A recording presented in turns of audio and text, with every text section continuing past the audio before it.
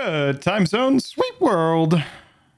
It is Sunday, September 22nd, 2024. Welcome into Atom in the Afternoon, a broadcast about video games and the video games economy. What's up, y'all? My name's Atom. I'm a video game-ist that dreams about being a video game economist.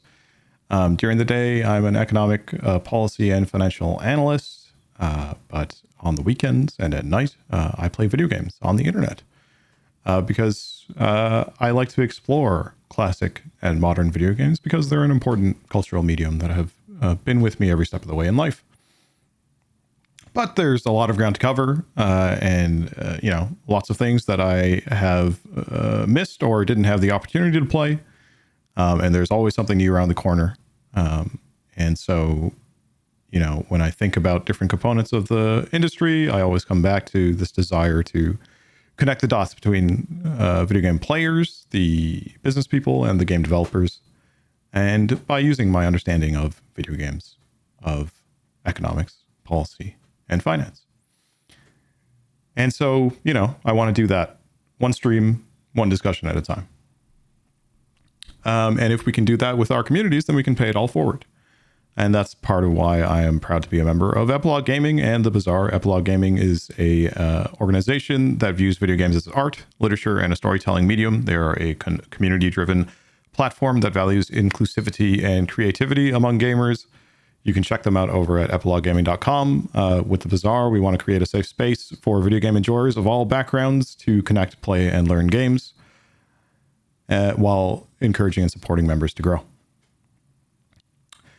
So, hey, it's been a while since I have done something like this, but there were a lot of different headlines that were out there this week, a lot of which I wanted to sink my teeth into. And so I thought I'd come back and do that. We'll see how quickly I can get through all of this. I am mindful of Twitch ads. I am live on Twitch right now. I have 50 minutes until ads, so if I can get through all this in 50 minutes, that would be wonderful.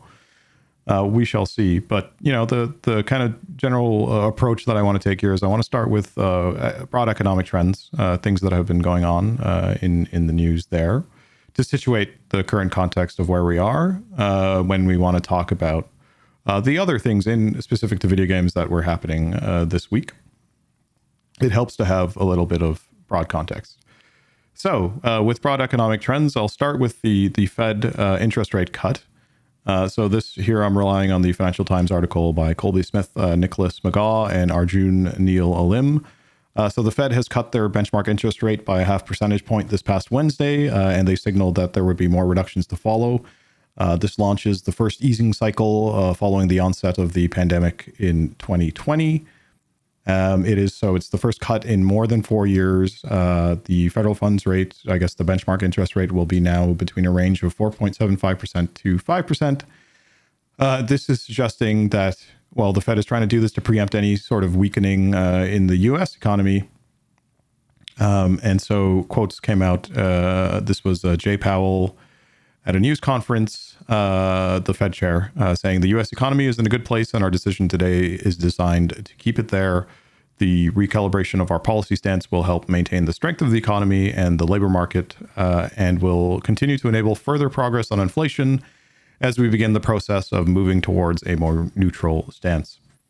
And so they also say if inflation threatens, then the Fed could dial back its easing program more slowly, so that they'd continue to look at cuts, but over a longer period of time.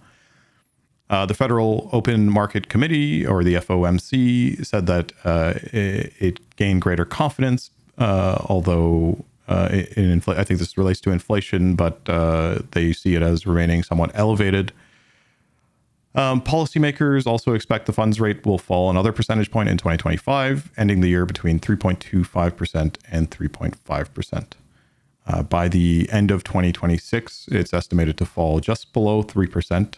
And so that should be kind of where they're thinking the low interest rate kind of reality will remain. Jack Manley, global market strategist at JP Morgan Asset Management, says the macro data are not nearly as clear-cut as we would have liked. The Fed is looking at this economy and saying, we're making more progress on inflation than we thought, but we think that the labor market is starting to slip and it could get worse. That to me is not a good sign. The Fed, however, are more confident that inflation is under control. After inflation peaked around 7% in 2022, it is down to 2.5% in July. In the US, closer to the Fed's 2% target. Over in Canada, the Bank of Canada Governor Tiff Macklem also opened the door to further interest rate cuts. This, again, it's a Financial Times article by Joel Suss and Chris Gills. The Canadian economy has grown by an annualized rate of 2.1% over the second quarter of 2024, but concerns are mounting that falling oil prices, higher unemployment, and lower levels of immigration could tip Canada into economic stagnation. Tiff told the FT that rate setters are increasingly concerned about Canada's labor market and the possibility of lower price crude hitting the economy. Canada has led the way in the G7 countries to cut interest rates, cutting a quarter point in 3 meetings since June to bring borrowing costs down from 5% to 4.25%. Although I would say, in both the case of the US and Canada, they're cutting the benchmark rate, the central bank's kind of lending rate. But that doesn't necessarily mean that the other banks do the same thing, or that they pass on any sort of benefits that would be there with lower rates. In fact, there was another article that was out there talking about how in the U.S. at least, faced with the prospect of increased rates, they passed on. They didn't pass on that in their savings vehicles. And so, from the consumer point of view, you didn't necessarily see your deposit rate go up as well, so that you could benefit from an era of higher interest rates. Instead, those other banks kept those deposit rates where they were, and then played a margin so that they could take in more money and pad their bottom lines. Anyway, okay, so that's an aside there. So back in Canada, there are still expectations that the economy will grow about 2% in 2024. But if it doesn't materialize, then Tiff noted that it could be appropriate to move faster on interest rate reductions. And so the other kind of thing that's going on here in Canada is that the rental market is still tight due to supply constraints, housing units. And with rent prices increasing close to 9% in the year to July. Canada also added 500,000 immigrants, a historically high level, against a population of 39 million in 2023 anyway, is the statistic that they use there. Tiff expects to see price inflation come down, but acknowledged that it could take some time. Meanwhile, productivity growth in Canada has been surprisingly weak since the pandemic, kind of underscoring the economic troubles that Canada has relative to the US. Although we're not, strictly comparable, even though we're neighbors, we're definitely a lot smaller. Macklem said that what we thought as we thought that the supply chain disruptions from the pandemic worked out, then we thought that we would see workers get trained, and then we thought that we'd see pickup in productivity growth, but that's not happened in Canada. It's not happened in the UK, and it's not happened in Europe. And the US is kind of the exception, where there has been a better productivity growth as compared to competitors. And so back in Canada, the output has been held up by inflows of immigrants, but that may change going forward as Canada announces kind of curbs to temporary residents and temporary resident inflows. And while that might take some heat out of the rental markets, it also has the secondary effect of hurting the economic output that you would have from having those temporary residents. Macklem hopes that the reduction in consumer demand implied by less immigrants will be offset by easing borrowing costs. And so their expectation is that we're going to see per capita consumption raise as a result. So that's it for kind of, current status, where we are in our economies. In Canada and the US. Let's turn to EA. So EA, AI, and their investor show.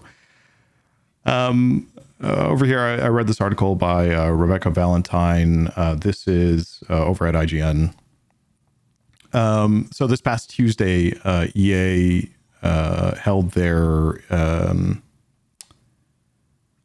annual investor day, 3-hour presentation to investors to tell them all about the company's direction and things that they're thinking about in the upcoming year and years.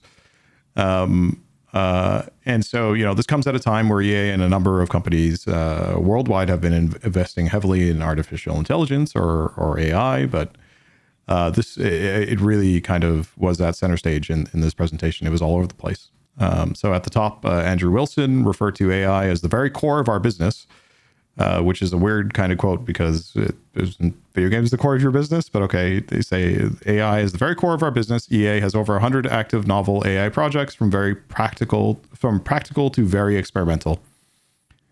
These projects were presented in 3 categories: efficiency, expansion, and transformation. Efficiency projects are not just cast as cost savers, but they're related to doing things faster, cheaper, and at higher quality. But that's like a blue ocean thing. It's weird. It's saying that you're going to do cheaper things at higher quality is kind of a weird thing to say because they're typically opposites at opposite ends or at odds. So I didn't really see a specific definition to what expansion projects are, but when they're referring to AI here, they're thinking that it can give developers richer colors to paint more brilliant worlds and make characters with more depth and intelligence. And went on to say that it would offer authenticity and deeper immersion to sports games. EA's president of entertainment, tech, and central development went on to talk about the Sims Hub, which would have AI features coming to the Sims. They showcase things like an AI application that uses photo search to let users drop in real life photos. And then we'll find other kind of user generated content that matches up with those photos. They showed off, some builds of AI that can be used for character creation, dropping a likeness of a celebrity and then generating a sim that matches up with it. I don't remember what the name of the specific celebrity it is, but there was somebody who they had worked with in an agreement saying that, we would be allowed to use your likeness in this way. And, they also went on to talk about EA's asset library. And so they have a database or databases of various assets from all the games and that they have and that they own. And so they're using all of that to train their models, their AI or machine learning models. And that there's some sort of research and development capacity that they have there as well. And so, they're putting that in the pipeline so that this research and development capacity can then come up with new tools and kind of look into developing new tools. They mentioned a tool called Script to Scene as an example. This is where developers can create characters, direct performances, and define worlds based on text inputs to the tool. The president of EA Sports, Cam Weber, then went on to talk about FCIQ, so I guess Football Club Intelligence Quotient, which uses AI and real world data to simulate how players and teams play together in FC 25 in their FC 25 game. And also noted that their stadium creator AI tools reduced creation time by about 70%. And then finally, the last note here is they have a chief strategy officer named Mihir Vaidya, I believe, who then took stage to talk about AI. And so they expanded on transformation projects, talking about them, that they're not meant to replace big budget games, but they're to offer new ways to generate mini games and to create more believable characters who can be conversed with, and to generate responses to users. And so, when I look at that kind of stuff, you think about Roblox and you think about Fortnite and these kind of things where you're trying to create this platform for people to hang around in and do stuff in beyond whatever specific applications you have for this in your mainline or non-mainline games. So that's like the gist of what was there, and certainly what was in the article. But as far as the other things that are going on here, first of all, it's in line with all the frenzy that's around AI. So just this past week, Microsoft and BlackRock announced that they were investing in data centers. And so this is Brookmaster's Antoine Gara and James Fontanella-Khan and Stephen Morris over at the Financial Times. So BlackRock and Microsoft plan a $30 billion fund to invest in AI infrastructure. NVIDIA and Abu Dhabi-backed MGX will join the effort as an as it's a energy-intensive sort of technology that is straining power and data grids. So BlackRock is the American multinational investment company. They are launching this in partnership with MGX. MGX is the Abu Dhabi-backed investment company. And of course, Microsoft is there, based in the US, who will be all providing funds here. NVIDIA will be advising on factory designs and integration of technology. So this investment vehicle is aimed at addressing staggering power and digital infrastructure demands of building AI products that are expected to face capacity bottlenecks in the medium term, as computing power demanded by these innovations are kind of far exceeding previous innovations. And so, Larry Fink, BlackRock chief executive, says in a statement, mobilizing private capital to build AI infrastructure like data centers and power will unlock multi-trillion-dollar long-term investment opportunities. Earlier this year, Microsoft agreed to back a $10 billion deal in renewable energy projects. These were to be built by Canada's Brookfield Asset Management. And I'm pretty sure in relation to this, Microsoft made a commitment to ensure 100% of energy consumption would be matched by zero carbon energy purchases by 2030. We'll see. There's probably there is a specific reason for that, and I'll talk about that later. The country and the world are going to need more capital investment to accelerate the development of the AI infrastructure needed, says Brad Smith, Microsoft president. And accelerated computing and generative AI are driving a growing need for AI infrastructure for the next industrial revolution, says Jensen Huang, NVIDIA's chief executive. And so there's that's going on one hand. On the other hand, you have investors who were piling onto OpenAI this week. And so another funding round was going on, a $6 billion funding round. And so this is George Hammond out of the FT talking about investors are betting that ChatGPT maker OpenAI will become the world's dominant AI company and will eventually be worth trillions of dollars. New fundraising round is being finalized. It is currently valuing the company at $150 billion. Apple, NVIDIA, and Microsoft, the three most valuable tech companies in the world, are all in talks to join this funding round. MGX, who I mentioned just a little bit earlier, is also in talks to join.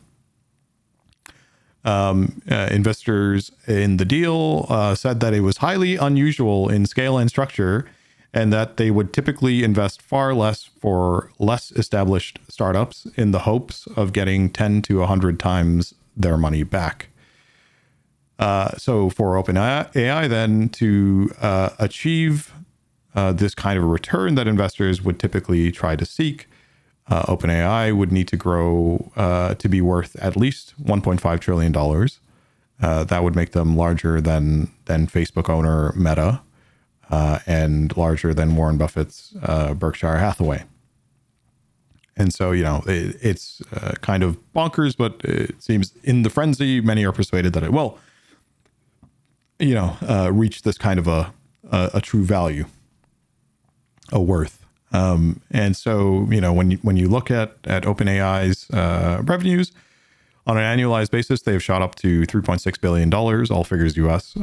But kind of in a similar conceptual vein to the stuff, talked about last week about Unity, and really the stuff, that I'll keep talking about with EA. OpenAI is burning through well over $5 billion annualized. And so that's kind of an estimated 1.4 billion loss per year. And that's because they keep on having to invest in new models to fend off competitors and, XAI, for example. And so they're not even close to breaking even. But this will continue. And so it's expected that investors may need to continue shoveling money into the OpenAI furnace. And that's, this is obliging OpenAI to keep on going with these funding rounds to fend off competition and to keep on coming out with these new models. So that's kind of one thing, the frenzy. The other thing is, I wanted to go back to the talk about wanting technologies to be implemented in line with net zero. But that it's funny because that quote was in relation, I'm pretty sure it was at least in the same paragraph, to the Microsoft deal with Brookfield in Canada. And so in Canada, there's a much harder stance on net zero projects, right? There is government wants to get to net zero. I can't remember. I think it's like 2050 or something like this. And so it makes sense that then in that context that Microsoft would make such a commitment. But I don't know that anyone else anywhere in any other jurisdiction that doesn't have the same kind of net zero goals, stated or not, will be so inclined to also have to go look for ways to make this a net zero proposition. And so environmental impact becomes kind of a big deal with this stuff. It's ethically questionable as well, because you have to build all these data centers. Those data centers will be pumping out emissions. Where are you going to build them? First of all, are they going to be, if you're OpenAI and you're doing all this, are you going to house all of that in the US? Or are you going to house all of that offshore? And then are you going to pump out emissions somewhere offshore that's not local to you, in other jurisdictions that maybe have less power in negotiating relationships and may be open to taking money in the short term at the detriment of the local or regional environment? That is absolutely a consideration to think through there. And then, of course, copyright ownership, copyright of content and ownership of content is always going to be something to think about here. At least in the case of EA, it seems that they are training everything based on the assets that they have and that they own. So it's less of a consideration for them. But at the same time, I might add that, just because you own the copyright to something doesn't necessarily mean that that's okay or justifiable. It's, that would come down to, when I'm thinking specifically about the creative people who are making the things, it comes down to the power in a bargaining relationship, which meant that if I'm an artist and I wanted to have a salary that looks kind of piddly in comparison to the large amounts of money that are being thrown around in AI, then yeah, I'm going to have to go over there and sign a contract that's probably going to say that, as part of my employment, anything that I create on the job is the property of AI, electronic intelligence. So there's, those, I guess those are the kind of considerations to think about in all of this. The only other thing that I would think about is, for when I relate it back to the discussion on Unity the other day, talking about the financial management and all this kind of stuff. So EA is hucking large amounts of money into AI, but it's doing it in a way that they can afford to do it. And so, you look at their bottom lines, they're still profitable.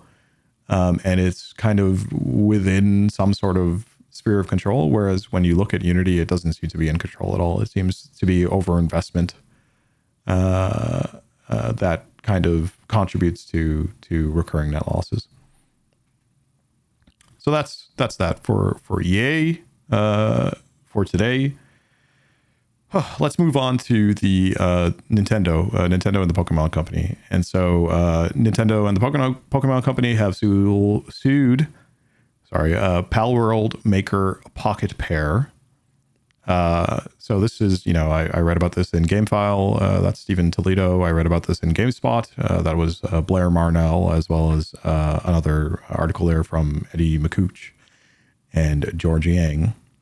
So this past week, Nintendo and the Pokemon Company brought a suit against makers of Palworld's Pocketpair Inc.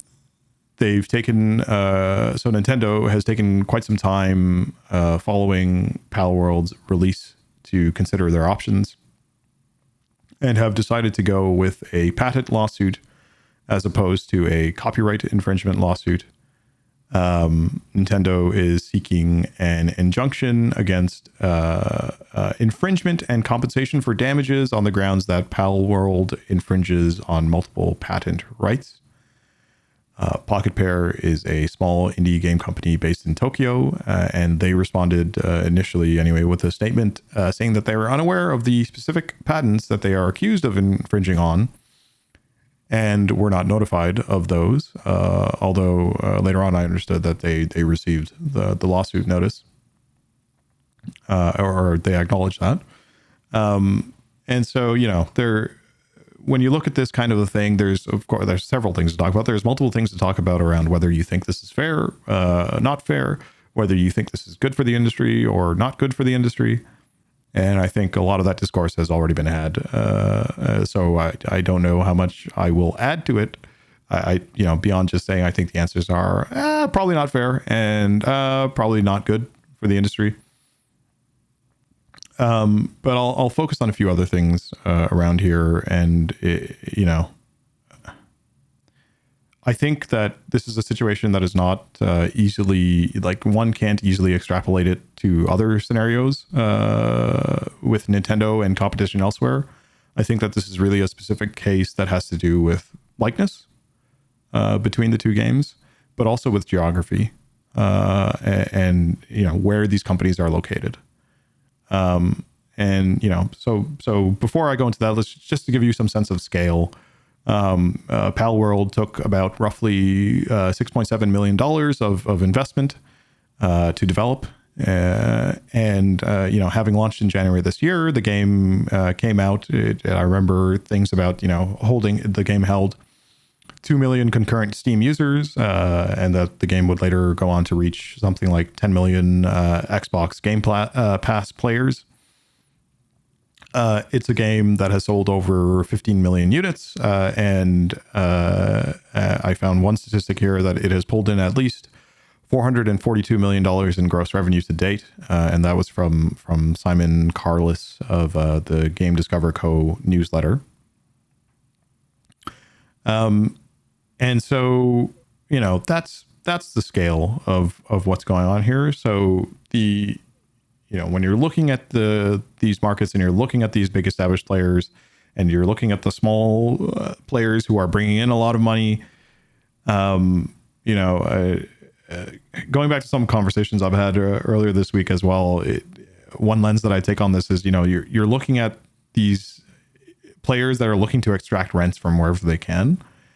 And so I look at Nintendo in this situation and I look at them just trying to see where they can extract some rent from something, right? Where the opportunity to do so is or where the likelihood where they think they'll be successful in doing so is probably quite high, or at least they think it's a good kind of likely that they'll get some sort of positive outcome out of it.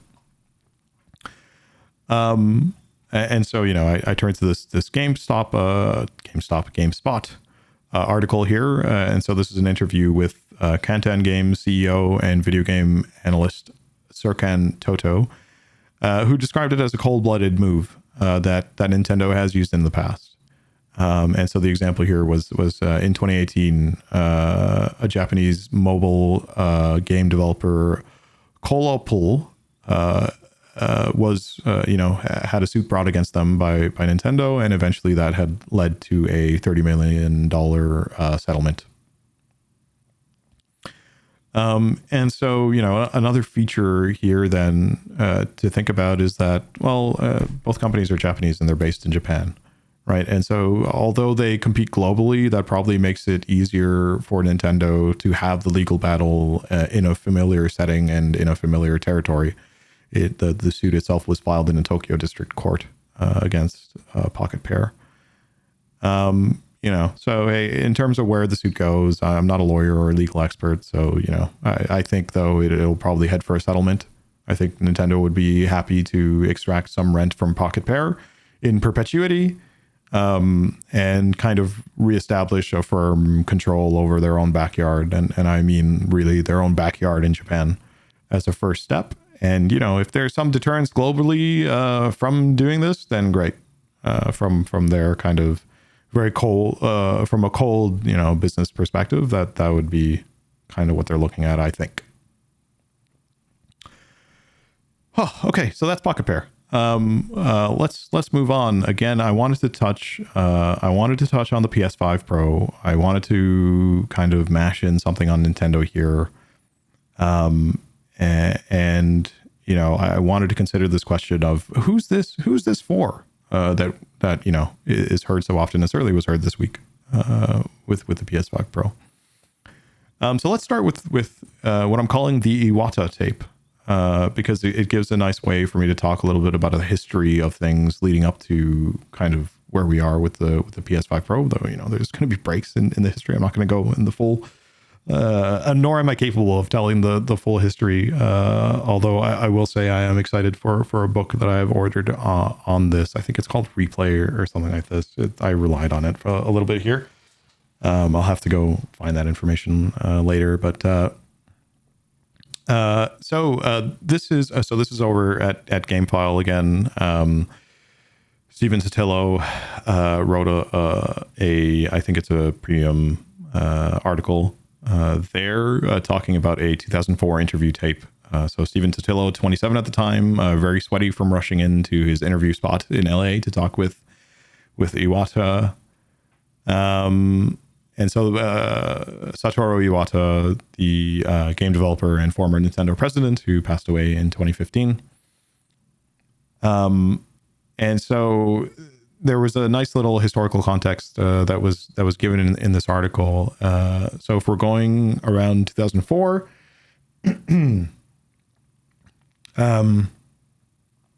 they talk about Nintendo's problem during the time, and even goes back to the 80s and 90s. So let's start with the 80s and 90s then.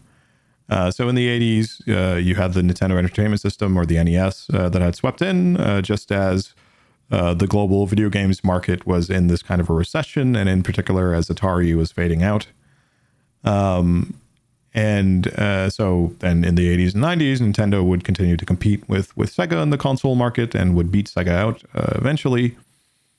Then in the early 90s, Nintendo attempted to do a partnership with Sony. There was going to be a Super NES with a built-in CD drive.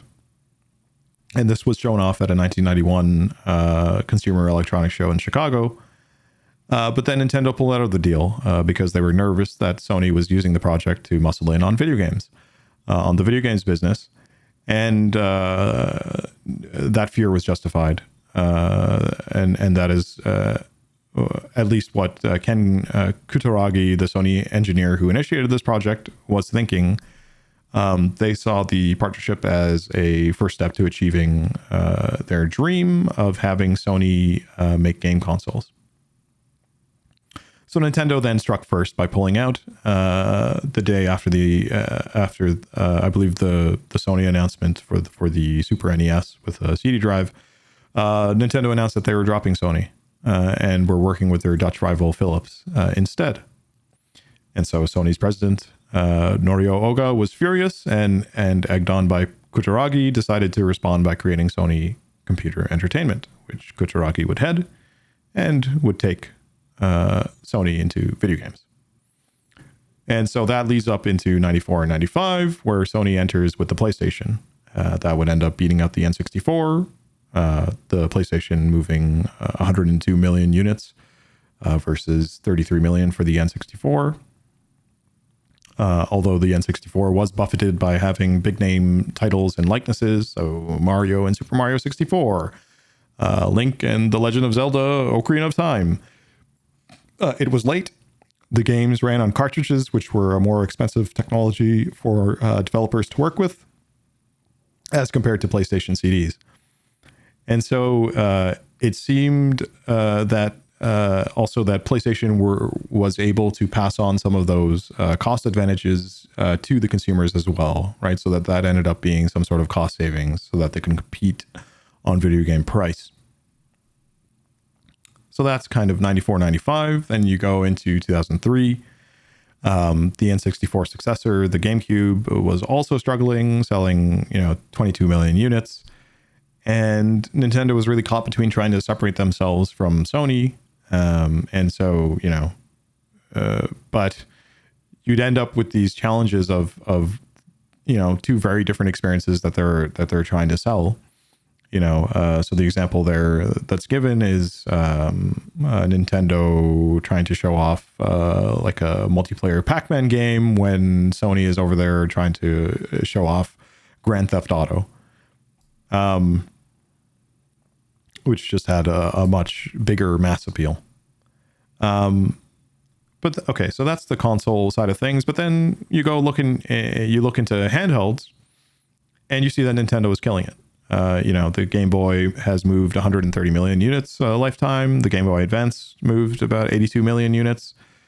And so Sony in 2003 at E3 announces that they'll do a PlayStation portable disc-based system. And that puts Nintendo in a spot where they need to innovate. They need to respond.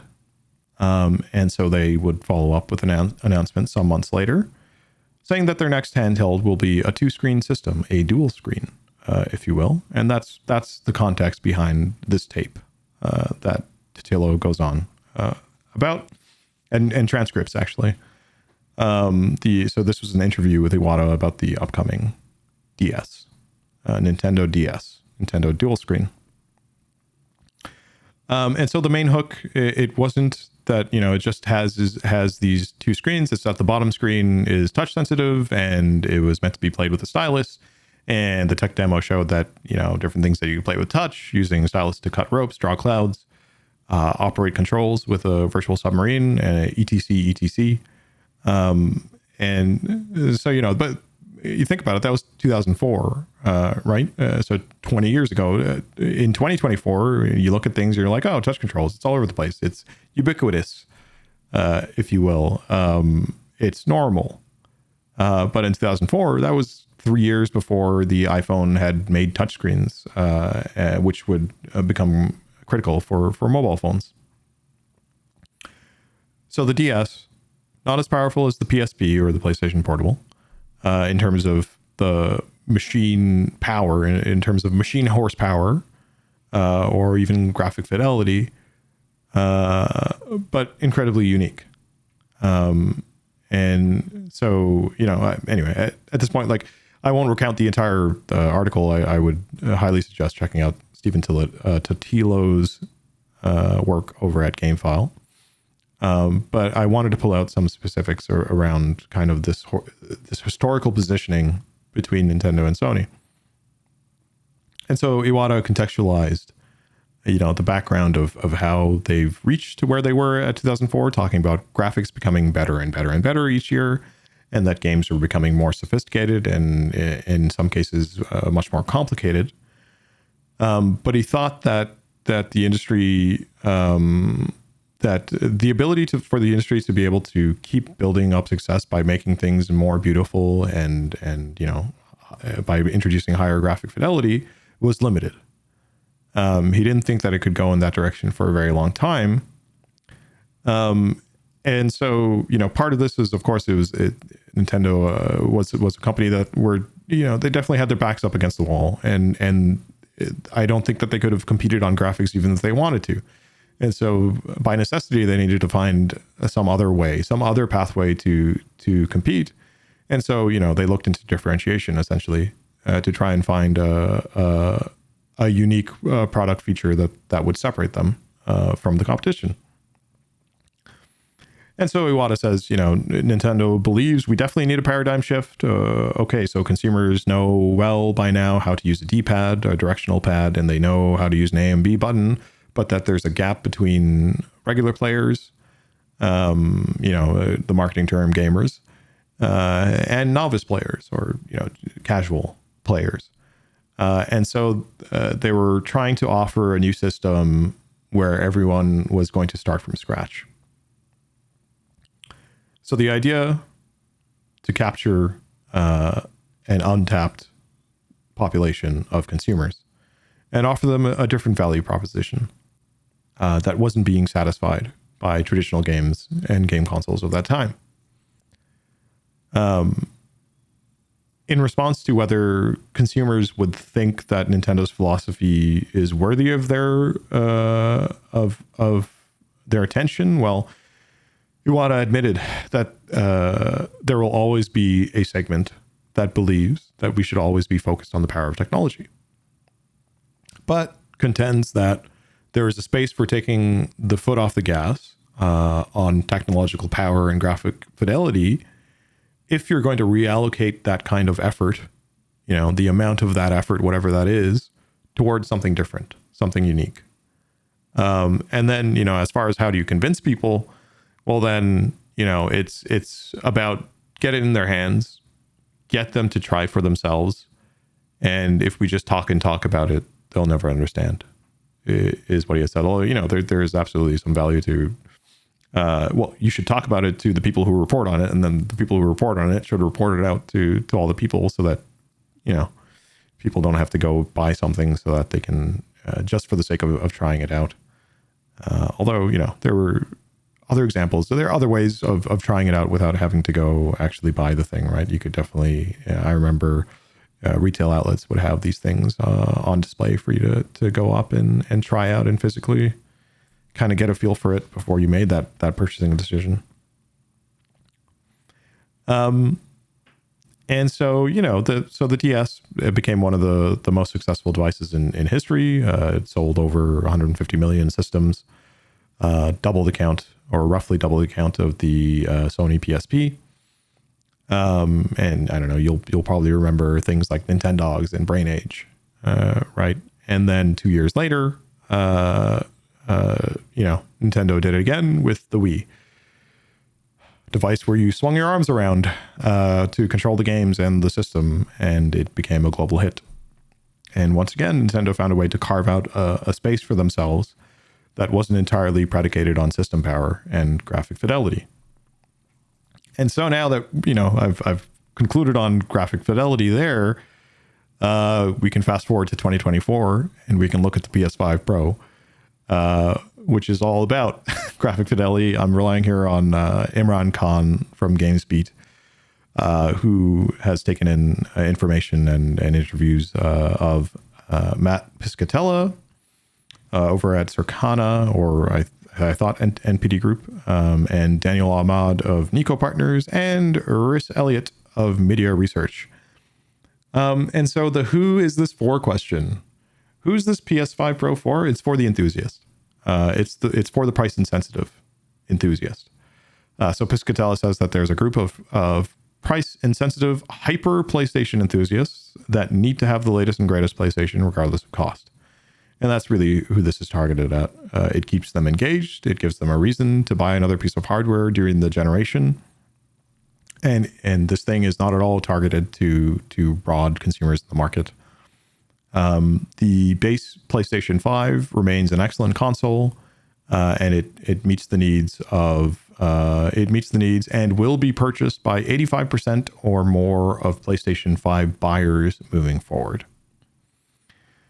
Daniel Ahmad makes comparisons between the PS5 Pro and the PS4 Pro, but the basic conclusion is that they're both premium products tailored for a niche audience who is willing to pay a premium for increased graphic fidelity. Rhys Elliott talks about the idea of a dormant PS4 user base that has yet to upgrade.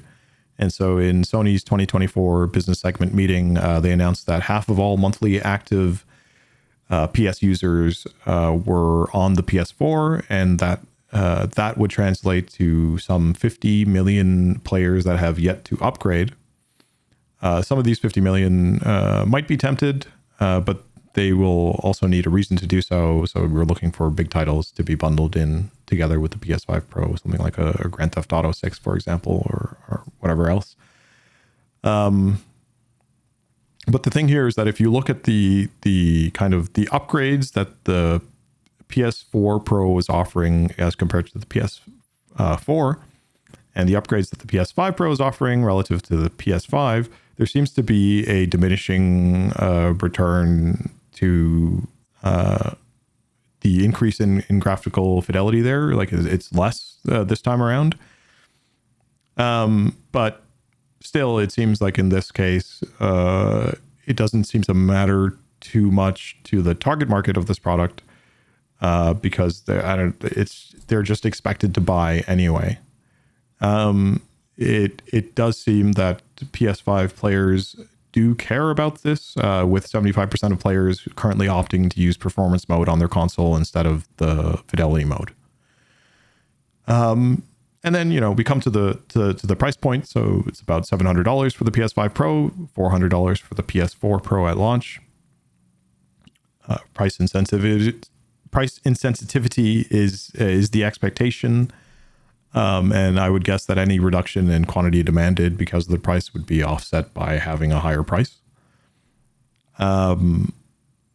But, there's also another thing going on here where the console manufacturers are considering how can they, within a PS5 Pro, how can you release that at a lower price point as well? And so this would start to be like, make it have less storage or remove the optical disk drive, and now we have a digital console that's going to be $80 less or something like that, right? Those are things that they're looking at doing. But overall, there is this general expectation that the price floors for consoles will increase over time. And so Piscatella, looking at the US, says that the US console market is mature, meaning that we're not seeing any organic growth in audience size or spending, with video game console hardware spending peaking at in 2008 at $7.7 billion.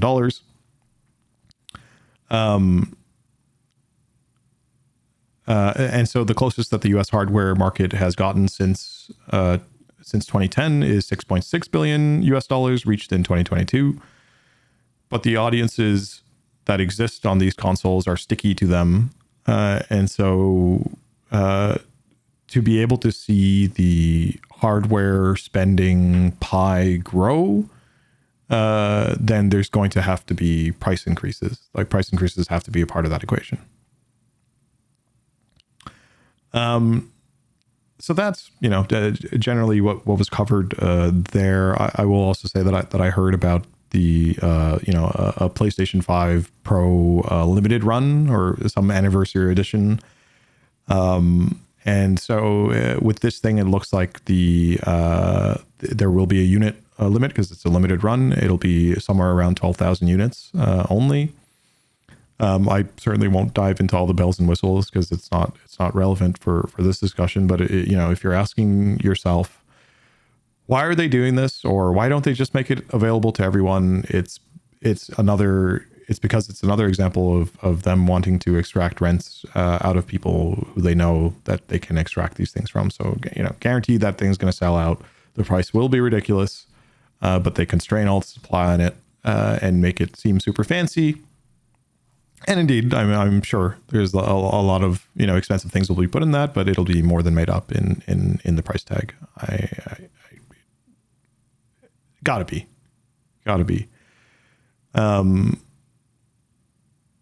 So yeah, I don't know. The one reason why I have doubt behind that is just because I know that, you know, sometimes these consoles are sold at loss. But I couldn't see why they would do this kind of a move if they weren't going to, you know, try to make up quite a high margin on these things. So yeah, that's yeah. Just to sum up, then. Okay, so on the one hand, you have Nintendo, an innovator that offers unique experiences at a lower price.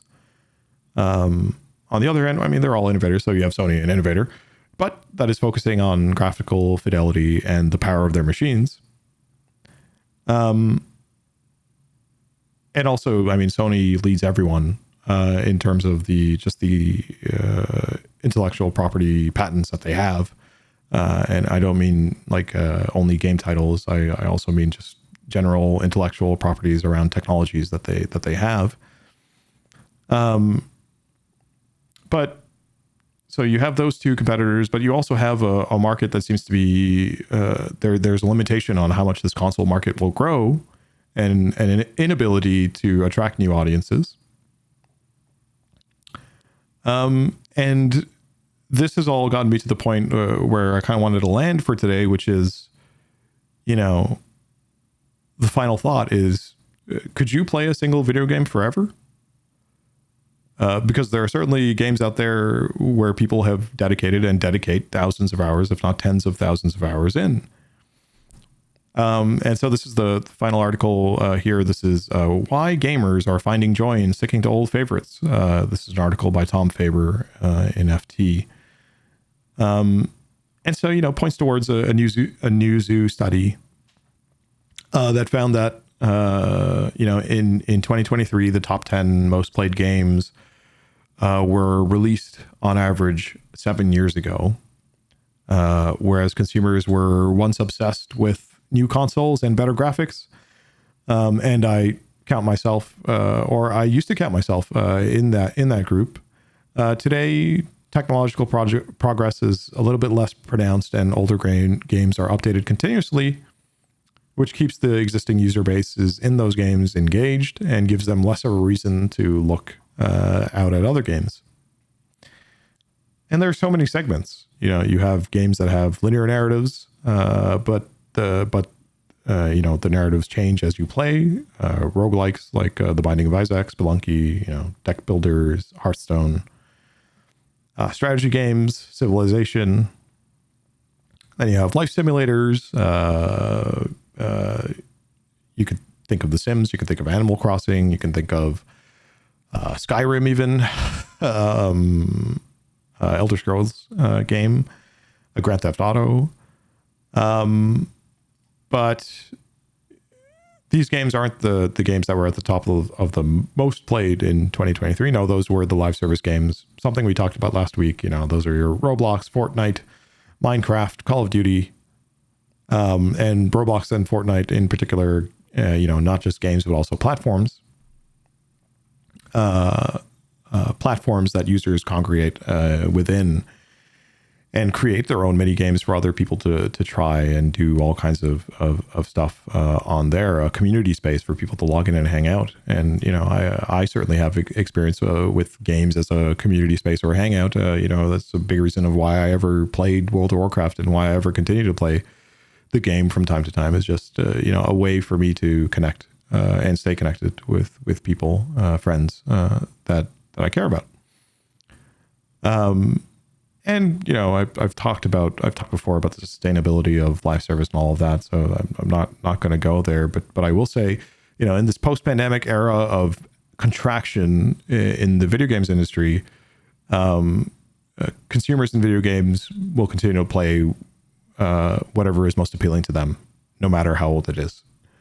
And, you know, it's just, I think of that as I am just kind of sinking my teeth into UFO 50 and some of the hype around that, and reflect that, you know, I've been gradually moving away from graphic fidelity as the most important thing to me. And I'm starting to see the value and appeal of interacting with old video games or new old video games. And that's it there. I want to stop there on that point. Yeah. There's another kind of thing going on in the news with Tony Hawk, which kind of leads me into what I'm doing today. So Tony Hawk was talking to Activision.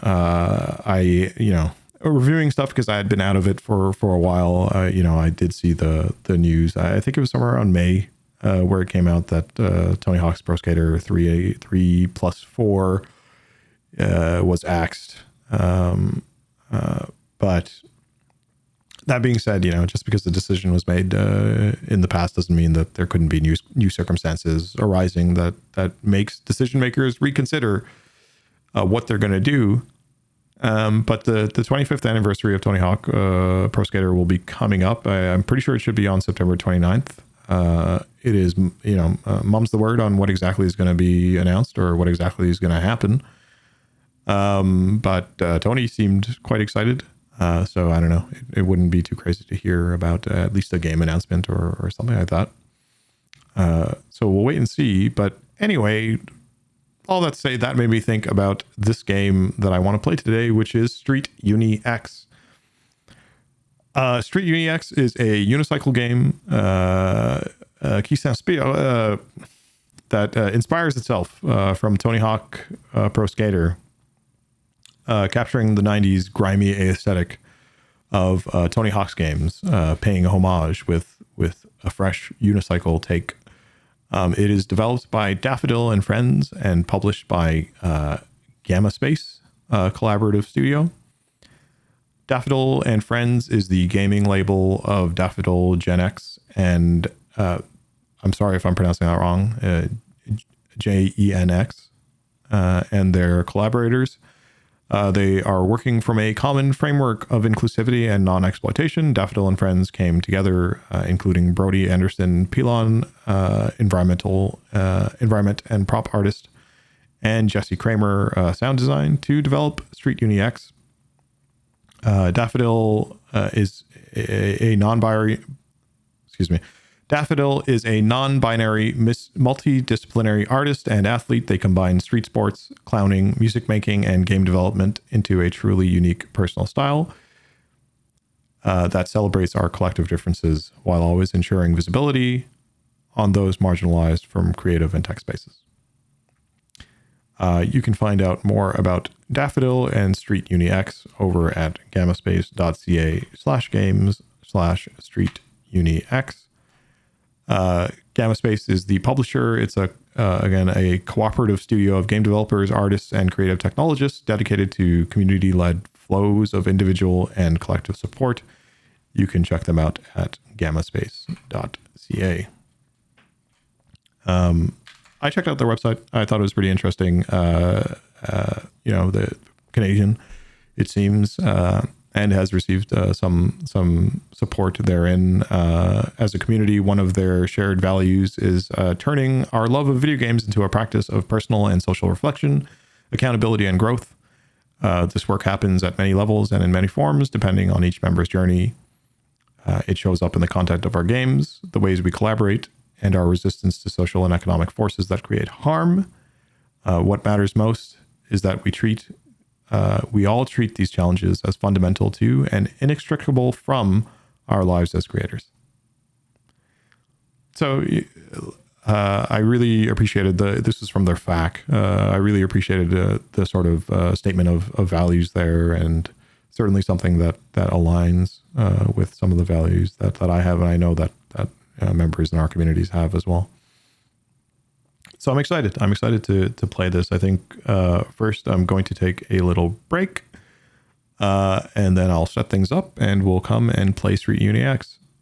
So hey, thanks for checking me out. Thanks for listening. Tune in next time when I talk more about news. Who knows? It'll depend on what the news cycle is like. It'll depend on if there are things to talk about. But we'll chat by and by. Thanks.